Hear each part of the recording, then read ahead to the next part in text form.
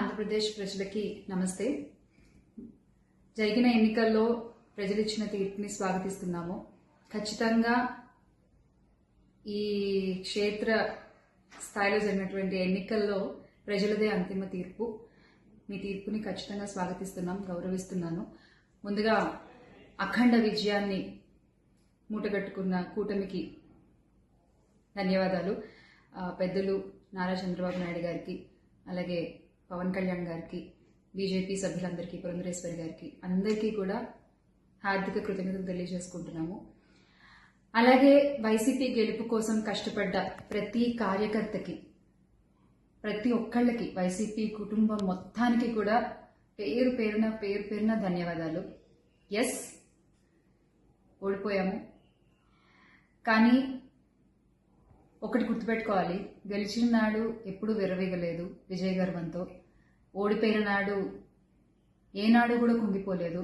అలాగే ఈసారి కూడా మన జగన్మోహన్ రెడ్డి గారు మరింత బలాన్ని పుంజుకుని మళ్ళీ ఖచ్చితంగా మీ అందరి సపోర్ట్తో మనందరం కలిసి జగనన్నతో నడిస్తే ఖచ్చితంగా మళ్ళీ ఒక మంచి ప్రభుత్వంగా మనం ఏర్పాటవుతాము.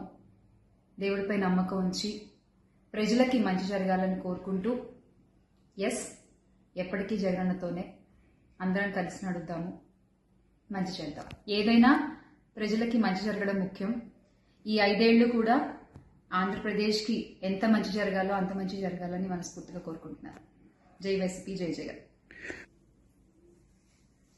థ్రెటనింగ్ కాల్స్ గురించి వచ్చేసరికి, ఎస్, చాలా కాల్స్ వస్తున్నాయి, చాలా బెదిరిస్తున్నారు. ఒక రకమైన భయంగానే ఉంది నాకు కూడా. కానీ ఏంటంటే ఒకటే చెప్పాలండి, నేను మీకు ఒకటి నచ్చుతుంది, నాకు ఒకటి నచ్చుతుంది, అలా అని చెప్పి మీకు నచ్చింది నాకు నచ్చిందని చెప్పి మీరు బతకడానికి వీల్లేదు అంటే ఇది చాలా అన్యాయం అన్న, చాలా అన్యాయం. సో ప్లీజ్, దయచేసి ఏది కూడా వ్యక్తిగతంగా తీసుకోవద్దు. నేను వ్యక్తిగతంగా ఎవరిపైన విమర్శలు చేయలేదు, చెయ్యను కూడా. ఎప్పటికీ నాకు చాలా గౌరవం.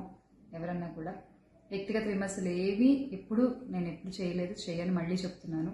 సో దయచేసి మీరు కూడా ఏది పర్సనల్గా తీసుకోవద్దు. ఎస్, ఒక పార్టీని గెలిపించేటువంటి ప్రయత్నంలో నేను ఎంత చేయాలో అంతా చేశాను, ఉన్నదే చెప్పాను, లేనిది ఎక్కడా మాట్లాడలేదు.